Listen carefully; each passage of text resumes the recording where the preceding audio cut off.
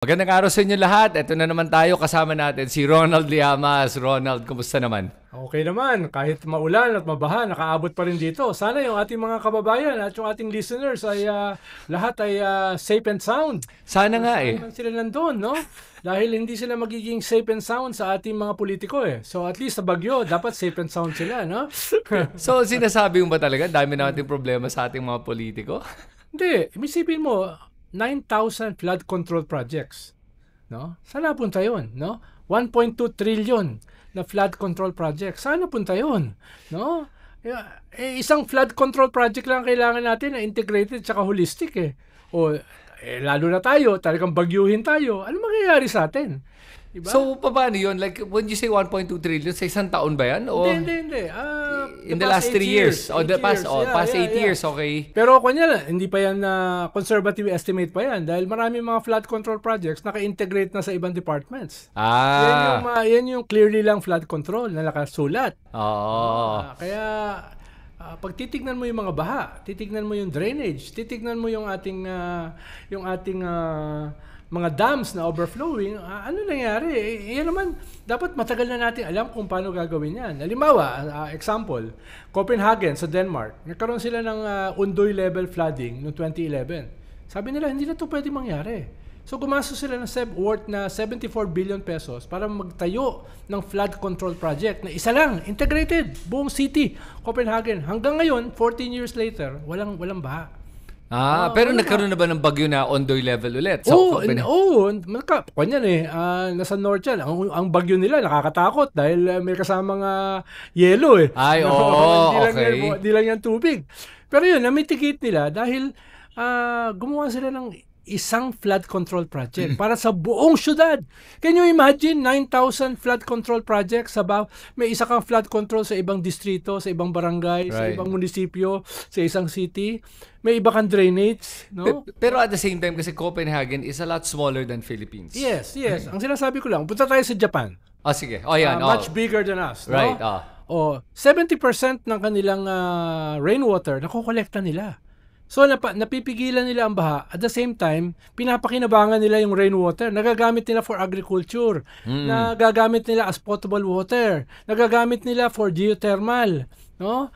At the same time, nababawasan dramatically ang baha. Sa Pilipinas, less than 1% lang ng ulan ang nakuha natin, natitipid natin. Dahil wala tayong mga water cisterns katulad sa Tokyo, katulad sa Japan. Ibig sabihin, hindi na yan rocket science. Marami nang gumagawa niyan sa ating sa Singapore, sa Malaysia, sa Japan. So, ba't hindi natin gawin? Dahil ba mababawasan ang kita ng mga politiko na humihingi ng flood control? Dapat isa lang yan. Kaya nga, kausap ko si Secretary Bonoan kahapon ng Secretary ng DPWH, nag-agree siya. Dapat isa lang. Holistic, integrated, effective. At dapat ino-audit. Paano mo ino-audit yung 9,000 flood control na yan? Paano mo nalaman na nagamit yan na maayos? Nakatago. Agree siya na hindi na audit. Ni isa walang naparusahan. So, ang problema, lahat ng sinabi ko nag-agree siya. Pero hindi nangyayari. So, may balak ba siyang ayusin to since he is the DPWH head? Sabi niya, yan daw ang gusto ng presidente, magkaroon ng holistic, integrated. Pero hindi lang yung integrated ng system eh. Halimbawa, yung mga watershed natin, kalbo na eh. Kaya yung mga doon, dire-diretso yung tubig ulan. Madala yung putik. Kung may mga puno yan, mababawasan dramatically. So, dapat reforestation ay integrated din sa flood control. So, ang kayang gumawa lang yan yung national government eh. Ba't mo ibibigay sa mga sa mga maliliit na mga munisipyo yung flood control? Ba't mo ibibigay sa mga kongresista? Trabaho ba nila yan? No? May alam ba sila sa technicalities ng flood control? Ano yung mga water level na kayang i-absorb nung particular na water impounding? Wala silang alam na ganun eh. Well, I think alam naman natin yung sagot sa tanong mo kung bakit pupunta sa mga kongresista at mga iba't ibang tao, mga proyekto to, at bakit hindi sila centralized.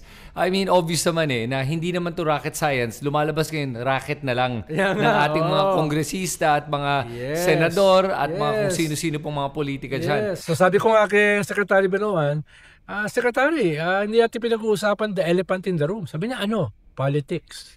No? Oo. Yun yung kwan dito na pag dumaan kayo sa budget process, kaharap nyo mga kongresista at senador, pag humingi yan, tatanggihan mo ba? Ano sagot niya? Yan. Sabi niya, hindi, kung na tayo ngayon, holistic and integrated, yun ang gusto ng presidente. Pero mo, mangyayari yung SONA sa Monday, ang backdrop mo is massive flooding. Tapos sama sa backdrop na yan, yung thousands of flood control projects. Tapos yung kalaban mo, si Sara Duterte, ginagamit na. Dalhin daw lahat ng tubig baha sa Malacanang.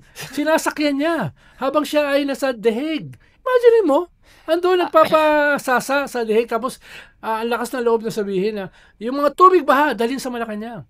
Tapos inumin ng presidente. Sabi talaga, bauna siya kasi doon siya nga bumalik siya dito muna. Correct.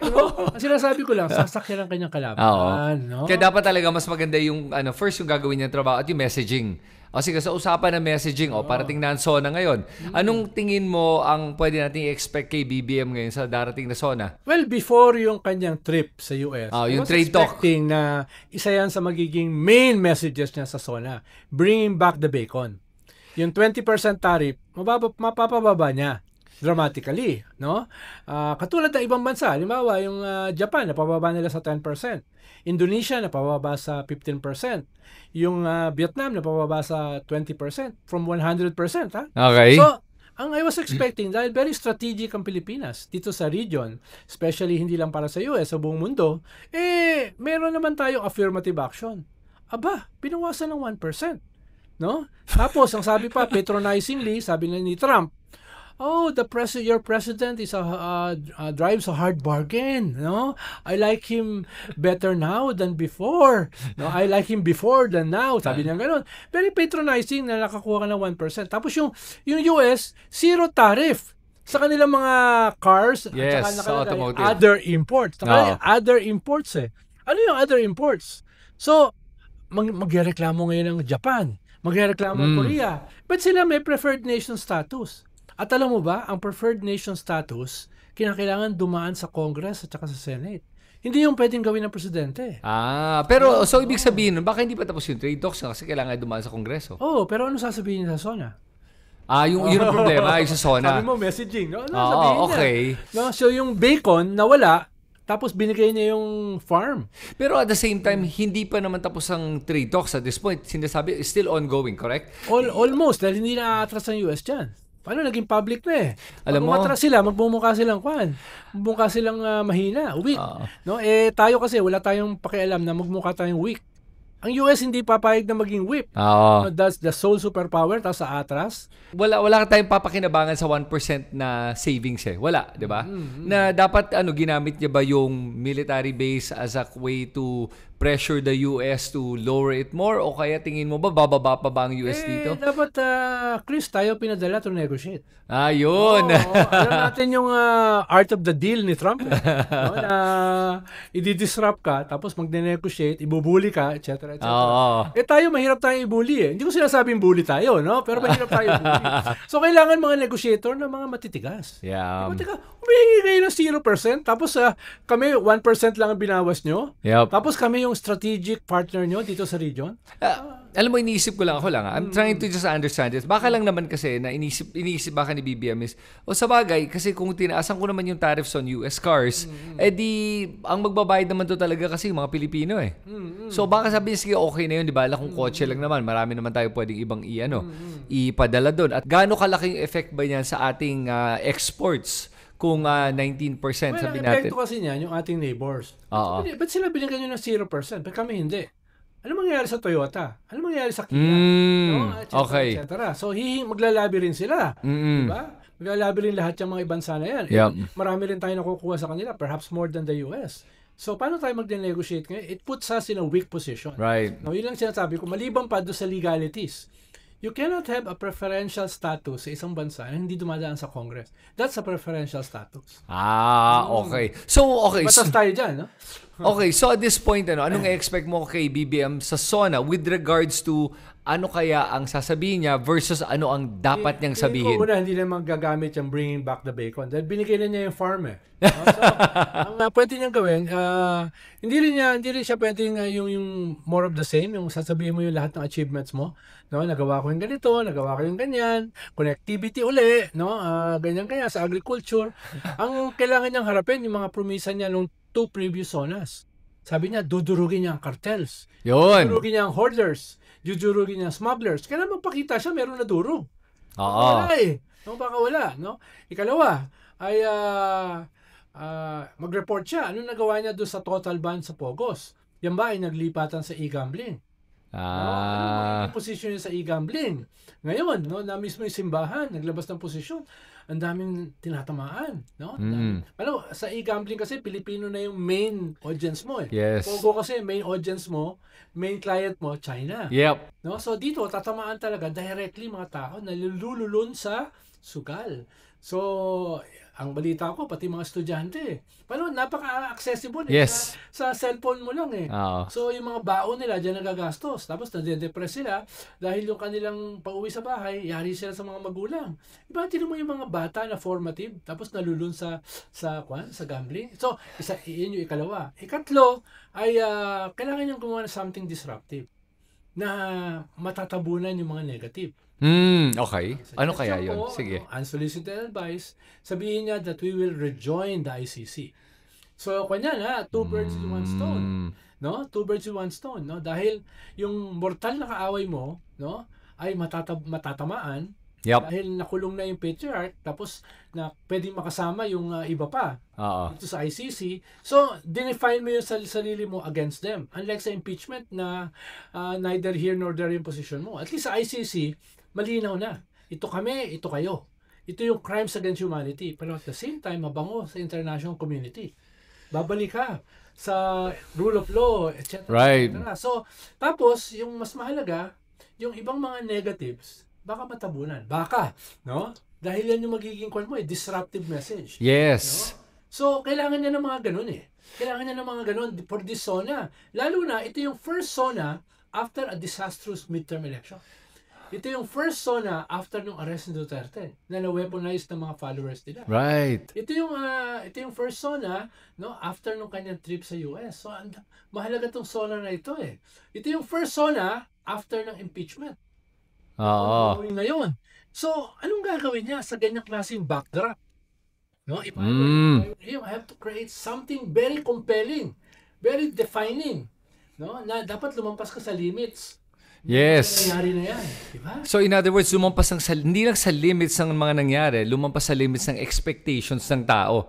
Kailangan siyang lumampas sa kung anong tingin ng tao sasabihin niya, lampasan pa niya yun. Para sa ganun,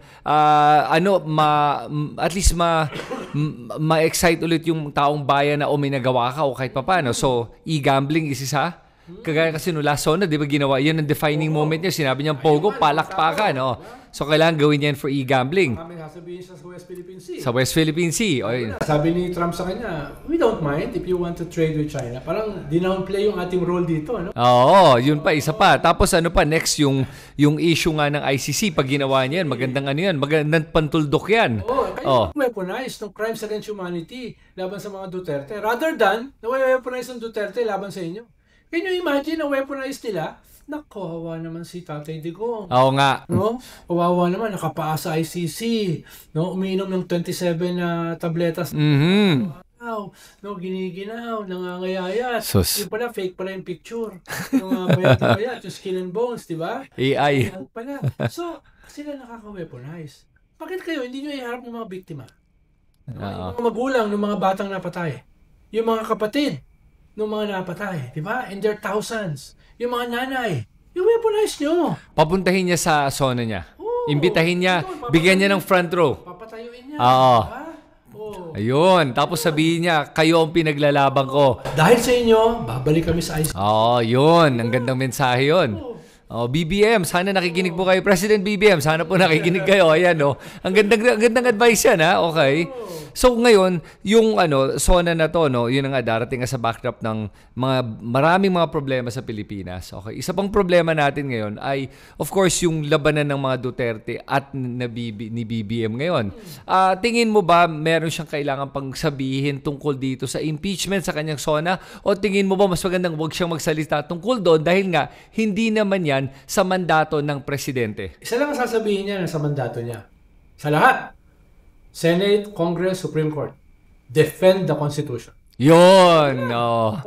Malinaw na yung message nun. Oo. Malinaw na yung message nun. Yung message niya, defend the Constitution.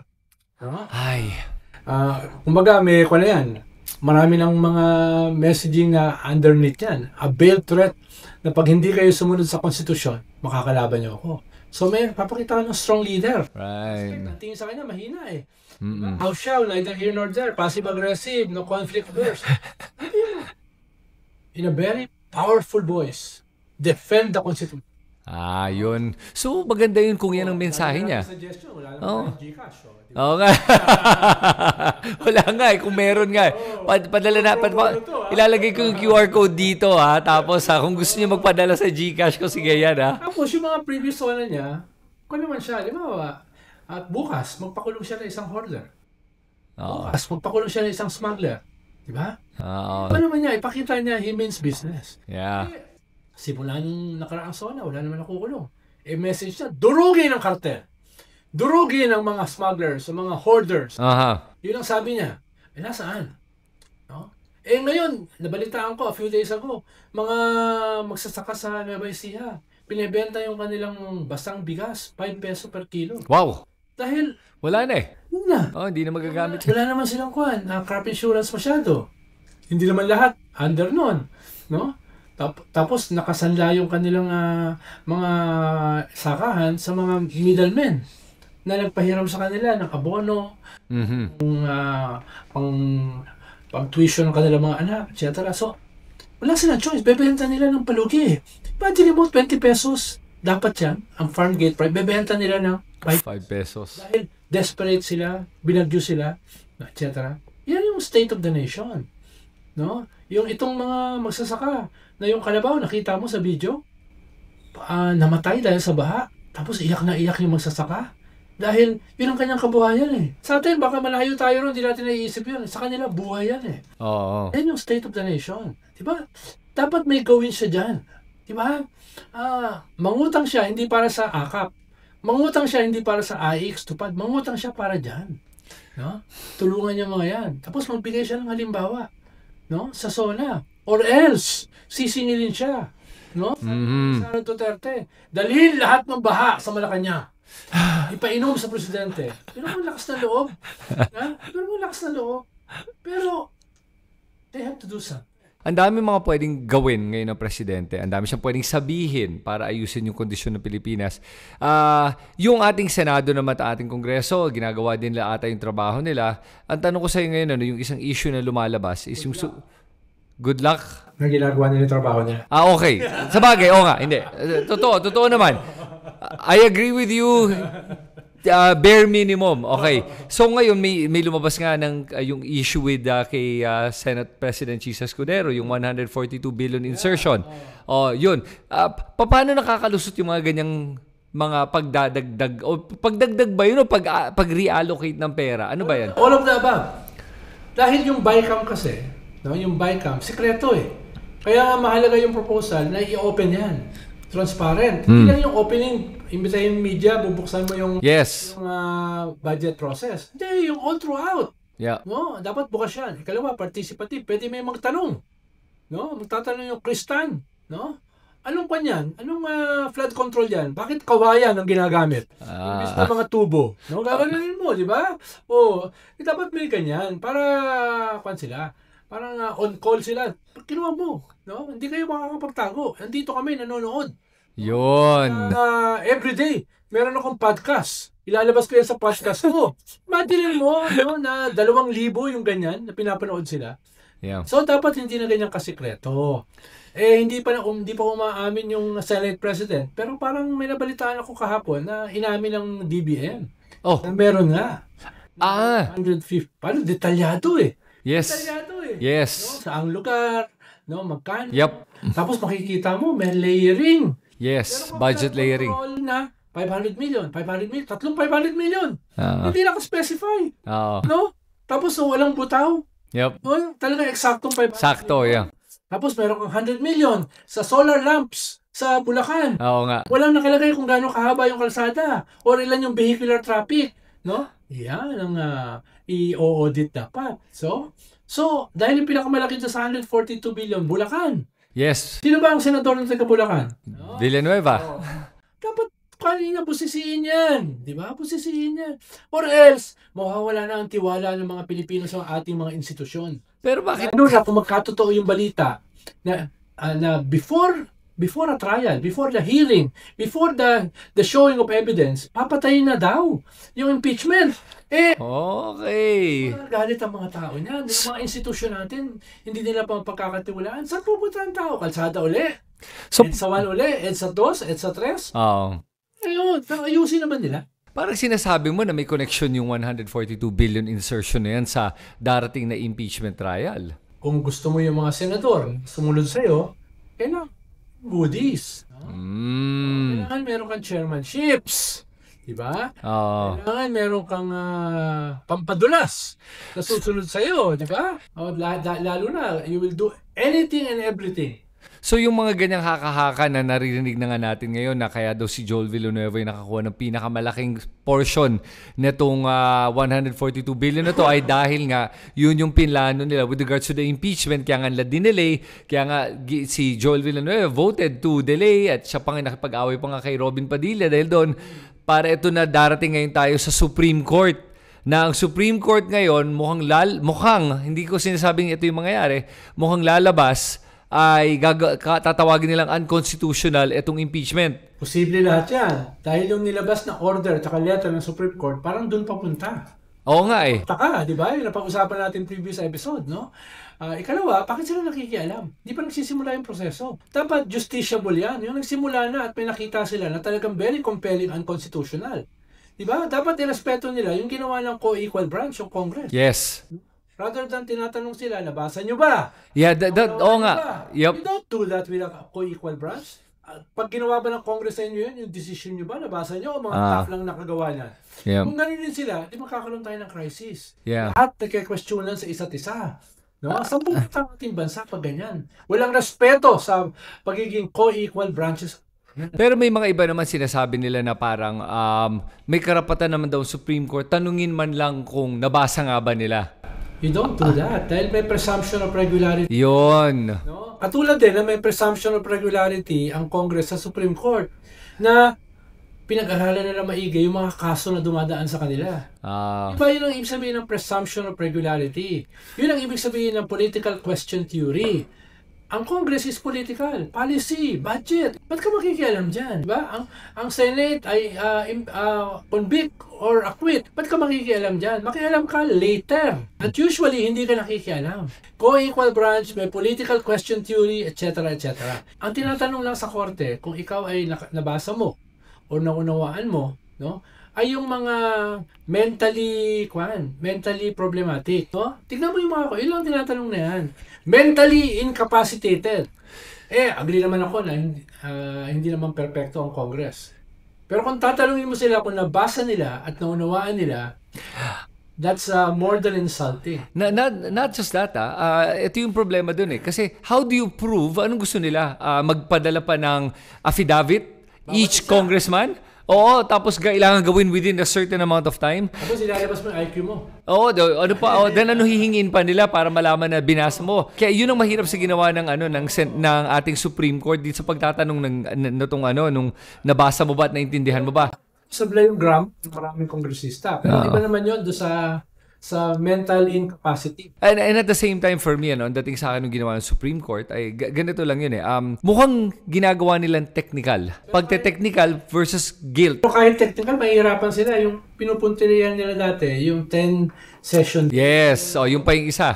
Linaw sa rules 10 session days. Dapat sila yung unang nakakaunawa niyan.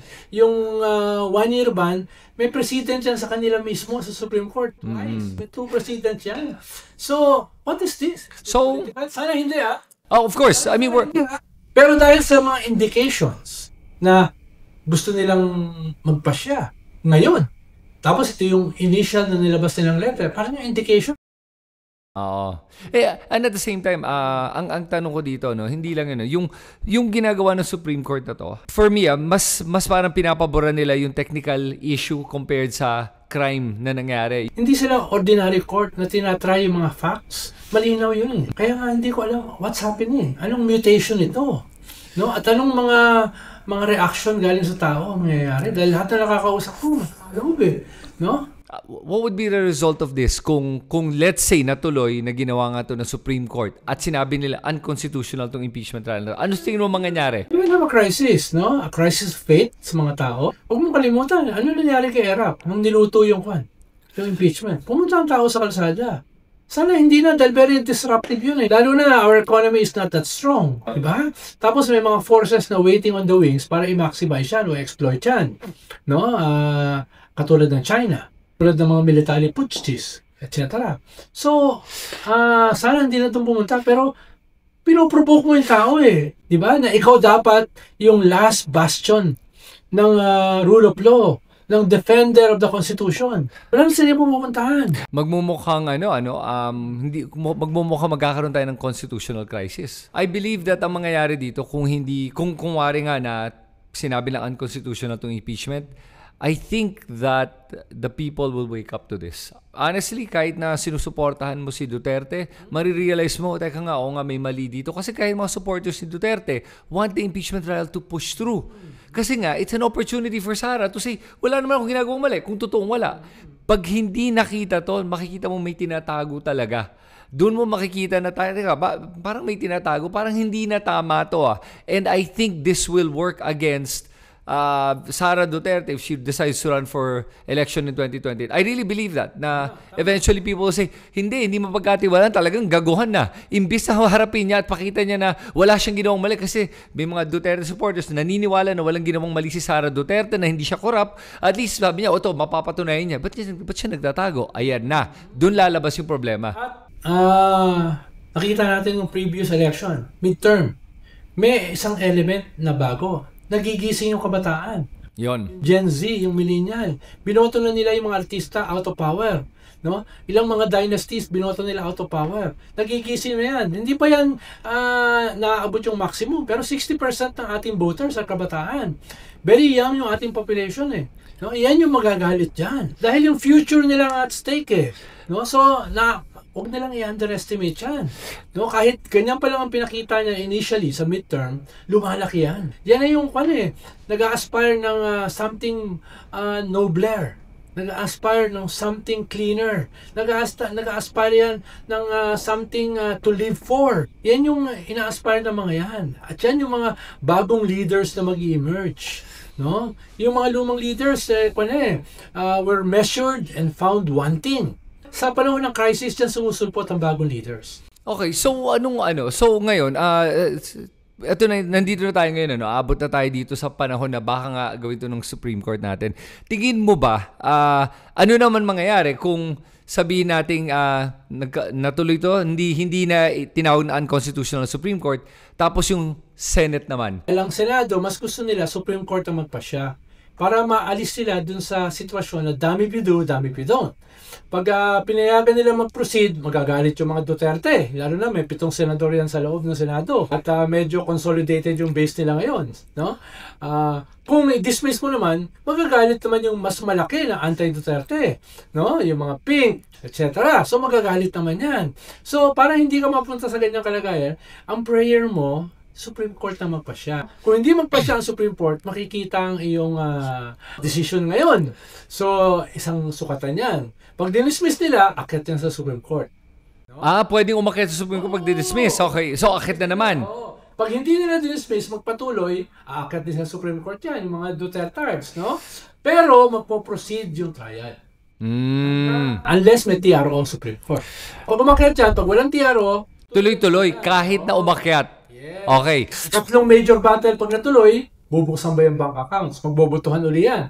Simple majority. Yan yung mga major battles. Hindi pa nga yung yung conviction. Oo nga. Wait, ito ba yung mga major battles Supreme Court, dismiss or not, opening of bank accounts. Tingin mo ba kung gano'n, sige, so sa pagde-delay nila kasi ngayon, ang nakikita kong pwedeng mangyari, ay balak nga nila to i-delay ng i-delay hanggang panay legal battle with the Supreme Court, pabalik-balik na lang doon para lang ma-delay hanggang umabot tayo sa 2028. Yung ba yung gusto nila mangyari? Kasi naman, paano kung umabot nga sa 2028, tapos biglang doon, nabubuksan na lahat ng mga ebidensya, nakikita na, di mas malalayo sa kanila. Mas magandang tapusin na ngayon, kaysa umabot pa doon sa susunod na taon o kaya lalong lumapit sa 2028. Mas damaging yan sa pangalan ni Sara Duterte. Pero yan, ngayon or hindi? Hindi aabot to next year. Pag next year, 2028 na election ng tingin ng mga tao. So, magbabago na yung landscape. No? Mga congressman, parang, ayaw na namin dyan. Kayo na bahala dyan. No? Baka hindi ka na makakuha ng 30% plus. Dahil nga, ang focus na nila, 2028. Tapos meron kang emerging na bagong movement na binabanatan sila, kinikriticize sila, dynasties, cartels, mga magnanakaw, trapo, etc. So, kinakabahan sila dyan. So, kailangan nilang i-reimagine yung kanilang strategy. No? Na paano sila maghahanap buhay, paano sila kikita na hindi ganito magagalit yung voting base going into 2028. So, everybody will now be focusing on 2028. Ang tatamaan si PBBM. Pag hindi na impeach si Sara, immediately, he will become an early lame duck. Pero meron pa naman yung DOJ. Meron pa yung criminal case. Kung may bago na, pwede nang buksan yung SALN. At kasama sa pagbukas ng SALN, ay pwede siya mag-request na buksan yung bank account. Hindi na sa purpose ng impeachment, sa purpose ng SALN. Tapos, kung magpapatuloy ang impeachment, pwede siyang ipatawag as witness. Halimbawa, matalo yung botohan na buksan yung bank account ni Sara, doon ka pupunta. Pero, kahit hindi immune from suit ang Vice President, ibig sabihin pwede siyang sampahan ng kaso, unlike the President, hindi siya pwedeng tanggalin sa posisyon kahit found guilty. Dahil impeachable yung kanyang posisyon. Yun yung problema. Pero the evidence, pwedeng lumabas. Ang audience mo, hindi na Senado. Audience mo, tao na. So magkakaroon ka ng different strategies depende sa ano yung mangyayari sa impeachment. So, tingin mo kaya ba ang DOJ natin hindi pa gumagalaw? Kasi di ba nasampahan na ata o di ba pinatawag na ng NBI, sumagot na si Sara Duterte. With regards to the grave threat, with regards to lahat, yung mga ganyang bagay. Depende ko ng kaso Halimbawa, kung yung gagamitin kaso ng DOJ, plunder, aakyat yan sa ombudsman. At yung ombudsman, sa linggo mag-retire. Yan yung appointee ni Digong. Yan yung defender ni Sara. So, hinihintay nila na mag-retire siya sa linggo. At papalit bagong i-appoint ng presidente na ombudsman. Yun yung tinatakbo ni current DOJ Secretary Remulla. So in the next few days or weeks, ang daming mga defining moments. Supreme Court, Senate, ombudsman, yan ang mangyayari. So in other words nga pala, ganun ka-importante yung role ng ombudsman dito kasi kaya hindi kumilos nga in the past. Pero again, the current ombudsman did act on this medyo in the last minute, yung regards to complaint with Sara Duterte, di ba, na naghingi siya ng sagot kay Sara Duterte, nasagot yung with regards to the pro forma na lang. Pakitang gilas na lang sa last minute, parang ganon. Maliwala na yan Kaya mahalaga, itong bagong ombudsman, paano ito lang ang ombudsman na pinagbawal ang pagbukas ng SALN. Yes. Unless may permiso nung sinasalin. Saka nakakita ng gano'n. Ano pa ang purpose ng SALN, di ba? Ano yung purpose ng SALN? Totoo. Nakakita ng gano'ng klaseng ombudsman. He will live in infamy sa ating kasaysayan. Kakasok naman yung kanyang pangalan. Di ba na-realize yun? Yeah, I'm sure I'm sure na-realize nga niya yun Pero again, mas mataas ang loyalty niya kasi sa mga Duterte kumpara sa kanyang trabaho. Kumpara sa kanyang loyalty sa ating konstitusyon at sa kanyang tungkulin bilang isang ombudsman. But the thing is for me, I've never seen an ombudsman really that has really done their job fully. Palaging medyo haphazard, kulang. Hindi naman sila perpekto, pero si Carpio Morales, kinasuhan yung mga tao na nag-appoint sa kanya. Diba? Mismo yung nag-appoint sa kanya. Natapos yung term niya. Pero hindi katulad nung isang deputy ombudsman na buksan. Yung si Digong, tanggal. Tinanggal, yun na nga. Yes, si Karandang, yes, oo. Balik yun. Yes, yun yung mga kailangan nating mga tao sa loob ng opisina ng ombudsman. Yung matatapang na ganun. Oo, so ngayon, so tama ka pala dun, so yung pala yung problema natin. Sa DOJ, yung kaso ng grave threat, sedition, kanila yon. Yung kaso ng plunder, sa ombudsman yun, hindi sa DOJ yun. Pwede nyo sampahan ang kaso, pero paano kasi pag hindi ka impeachable official, kulong ka kagad dahil unbailable eh. Pero dahil impeachable official ka, hindi ka matanggal sa position mo kahit may kaso ka. No? Dahil impeachable official ka, pwede kang kasuhan. Hindi ka pwedeng ikulong dahil matatanggal ka sa posisyon eh. Matatanggal ka lang through impeachment at pwede ka pang tumakbo uli. Pero sa criminal case, alam ko pag na-convict ka, hindi ka na rin pwede tumakbo. Pero usually, mahaba ang proseso eh. May MR ka dyan, akit dyan sa Supreme Court, no? Matagal na proseso yan. Pero din, parang impeachment din. Pag na-convict ka with finality, hindi ka na pwedeng tumakbo. Yon, with finality. So, pwede pa rin tumakbo. Pwede mga kuro-kuro lang ng isang dropout na nanloko. So, pwede ito i-correct ng mga talagang learned. No? Okay. Tayo, nagmamagaling lang tayo. Di mo napapansin? Oo nga. Minsan, kakalusot. sana naman at least kahit papaano itong mga pinag-uusapan natin, matauhan yung ating mga kababayan na mapaisip din sila na meron talaga naman tayong karapatan na malaman kung ano ba itong mga ganitong galawan ng ating gobyerno, yung mga inside workings na to, at hindi lang yun na may karapatan tayong magsalita. At sana ma-encourage natin sa ganitong klaseng mga podcast na magsalita yung taong bayan, especially sa mga darating na araw, mga susunod na araw. Importante to. Tingin ko nagigising ang mga tao eh.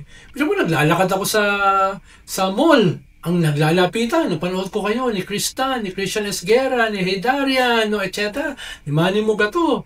Tapos pinag-uusapan nila yung pinag-uusapan natin ha. Ngayon, lahat nanonood. Tapos bunta nga ako sa isang sala sa Malabon, sa korte. Yung mga prosecutors naglapitan sa akin. Nanonood sila. Diba? Tapos pumunta ako sa hospital dahil sa ICU yung nanay ko. Yung katabing kwarto. No? Narinig yung boses ko, lumipat. Yung kanyang batang asawa na ICU rin sa puso, heart attack. So, iba ito ha. Yung mga Gabe na mga tao na nakaka 20 million yung views, sabay natin, manonood yung mga tao. Yun ang kaibahan. Ito mag-ingat itong mga scoundrels. No? Nasa kwan sila ngayon, magnifying glass. Dito makabahan ang mga senador. Akala nila they can get away with it. Ito, lumabas yung kanilang insertions. Very specific. Hindi sila makasagot. Parang kinonfirm pa ng DBM. Kahapon. Pero ano kayo sa tingin mo sasagutin ni Chisa Escudero dito? Tahimik pa siya. Oo nga, siguro ginagather na niya lahat ng mga supporting documents. Yun nasabi ko ngayon na lumabas to, siguro tinatawagan niya staff niya, kumanda ka na, gawin mo na lahat na to. Hanapan nyo na lahat ng supporting documents kahit papaano para madepensahan natin to. Kasi kung hindi... Dami pido. Nagpaliwanag ka sa presinto. Talo ka. Yup. Pag hindi ka nagpaliwanag, yung silence mo, talo ka. Parang guilty. So, kanyan no? Kailangan niyang lumabas out of the box para magpaliwanag. Hindi simpleng paliwanag ito. Lalagyan mga dokumento. Sino nakakaunawa ng mga dokumento? Nakauna yung banat sa'yo. Kailangan mo ng isang magaling na messenger. Tsaka magaling na strategist dyan. O kaya, pwede bang cancelin na lang niya yan? Para ganun.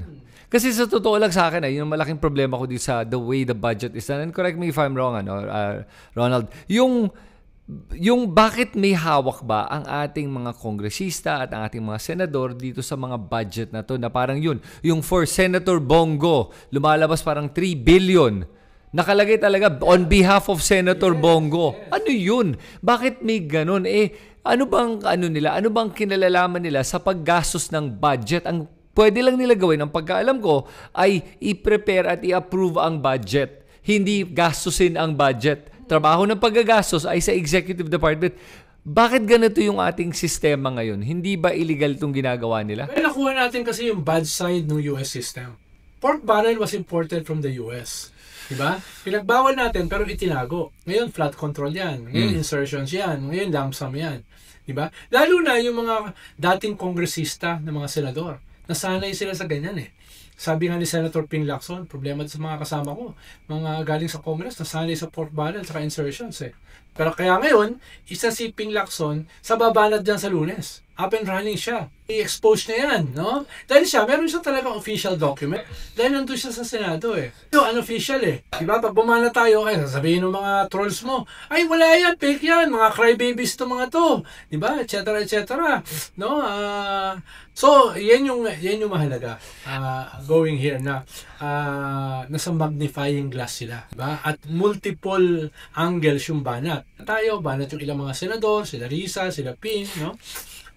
May gaganon ngayon, no? Kahit na wala si Bam tsaka si Kiko, kahit binoto nila si Boy Kilay, no, ay meron naman natira. At saka para sa akin, si Ping Lacson, credible sa akin pagdating sa pork barrel. Dahil nga, hindi siya kumukuha. Nire-reject niya yun. Tapos in the previous Senate kanya, mga halimbawa, natatanggal niya yung 250 billion. Double, triple, quadruple reporting. Imagine mo, may nagpapasok ng gano'n pero walang nakukulong. Di ba crime yun? Kaya nga replay, quadruple mo yung budget, tapos you just got away with it. So, uli, baka makalusot eh. Di ba? Tinatanong mo kanina, no? Bakit ginagawa yan? Kung ikaw ang Senate President, susuportahan ba kita? Dahil sa higher purpose? Alam mo, naniniwala ako na dapat ganon. Dapat ganon. Hindi ko alam yung katotohanan. Of course, obviously, hindi ganon ang katotohanan, pero dapat ganon. Lumalaki ako, yung tatay ko, kanyan teacher. Lumalaki ako, sinasabi na, ang galing-galing ni Pepe Jokno. Galing ni Lorenzo Tañada. Ang galing-galing ni ganito, no? Ni Claro M. Recto, etc. Ang galing nito. Di ba? Nung lumalaki ako, doon ako lang kukul. Maliit pa lang ako, naririnig ko rin eh. Tapos nung lumaki ako, nakita ko, si Robin Hood Padilla. Ito ba yun? Narinig ko sa isang rally, si Ben Jokno. Ang galing! Walang binabasa. Tuloy-tuloy. No, nagbabakuan siya. Tapos yung very simple na maunawaan ng karaniwang tao. Diba? Yung ganon. Nasa na yung mga higante na they can speak for days, ha? Ang tawag nila doon, filibuster. Ngayon, ang daming senador, Committee on Silence. Kung naririnig, sa Congress ka Committee on Silence. Alam mo, kaya nga may nagtanong sa akin ito na parang, kung lahat naman ng mga kongresista at lahat ng mga senador nakakuha ng pork barrel, sabi ko nga, hindi lahat actually. Yung mga kaalyado lang. Kaya nga nagtataka yung mga tao, bakit for example, Senator Bongo, bakit ang dami niyang mga proyekto, mga malasakit center? Kasi nga, nakukuha niya yung pork barrel, pinapangalan sa kanya, tapos pinapakita niya na, tingnan mo, may ginagawa ako. Pero pag si Risa Ontiveros, kaya nahihirapan siya gumawa ng malalaking proyekto kasi hindi siya kumukuha ng pork barrel, hindi siya binibigyan masyado. Hindi siya epal. Oo, kasi hindi nilalagay yung pangalan niya, ginawa niya. Oo, at saka hindi lang yun, hindi ganun kalaki yung makukuha niyang mga allocations dahil hindi siya kaalyado. Ibibigay nila sa kaalyado, kaya nga Senator Joel Villanueva will get the lion's share because kaalyado yan ni Cheese. At saka si Cheese gets the second biggest with 9 billion because syempre para sa kanyang sa kanyang distrito, kukunin niya yun. So, yun ang kanyang home base. Pag kay Risa, ba't kita bibigyan? Hindi ka naman kumakampi sa akin. Kaya walang leeway din para gumalaw. Ngayon, kung tatanggapin din Risa, baka hindi din naman niya tatanggapin yan eh. Ginagawa lang niya naman trabaho niya eh. So, yun yung wag na parang kailangan maalala ng mga tao pagdating dito sa mga proyekto na ginagawa ng ating mga senador o kongresista na hindi naman. Kahit nga dito sa Mandaluyong naalala ko yung mga narinig kong kwento na pinatayo to ni Congressman dito pinatayo tong building. Sa akin yung pagpapatayo ng building is not enough ngayon sa paggastos ng pera sa kaban ng bayan. Kasi pagpapatayo ng building, mabilis yan eh. Bakit? Kasi nga, number one, mabilis ang korupsyon doon. Ang mahirap yung maintenance ng building. Hindi nila pinupondohan yung paano mo i-maintain tong building na pinatayo mo. Anong gagawin natin dito? Nabubulok tong mga building. Marami mga government buildings nabubulok. Pinatayo na, walang laman, walang maintenance, nasisira yung plumbing, electrical, lahat. Parang flood control. Nakatago sa ilalim ng lupa, unless masira, makikita mo kawayan palang ginamit. Kaya pala nasira. Metal tubes ang ginamit, no? Meron ba napaparusahan? Wala. Makikita mo yung mga dredging. Paano mo masusukat ang dredging? So every year nagda-dredging ka, then hindi effective yung dredging mo noong nakaraan. Pero kumita ka na ng 50-60%. Every dredging may kita ka. Oo, as hindi lang kikita, nakatago. No? Kaya ba ganyan karami? Thousands upon thousands of flood control na dapat isa, dalawa lang?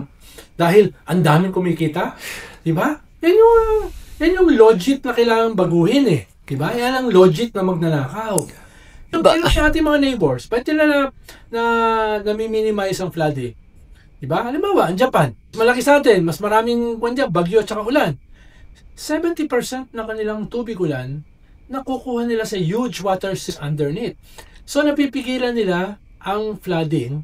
At the same time, naiipon nila ang water na potable or ginagamit sa agriculture during summer at nagagamit nila to create electricity. Ang daming pakinabang.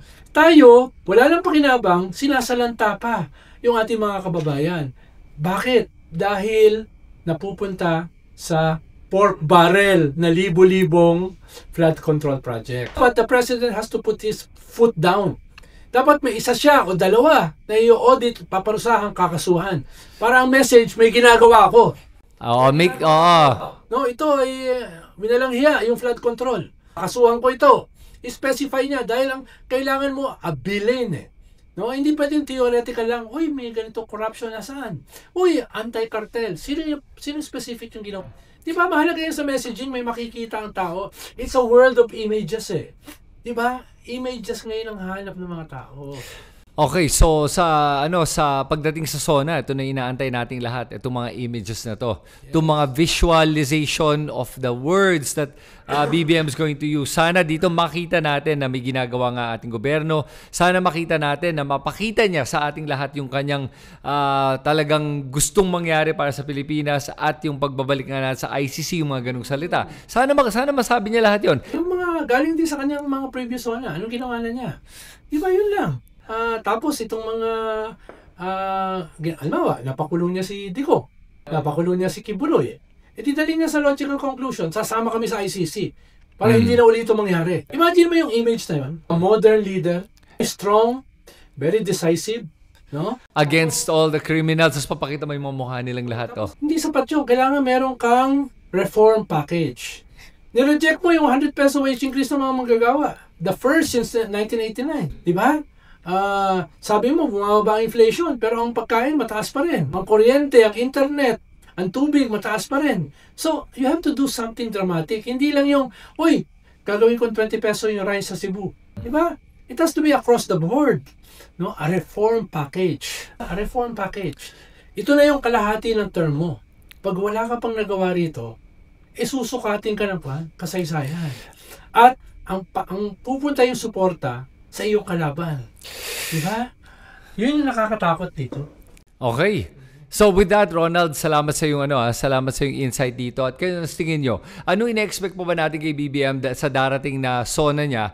At anong mga komento nyo doon sa issue ng flooding, sa Supreme Court na nakikialam sa impeachment at sa ating Senado ngayon? At kay, of course, ating paboritong senador, si Senator Cheese Escudero.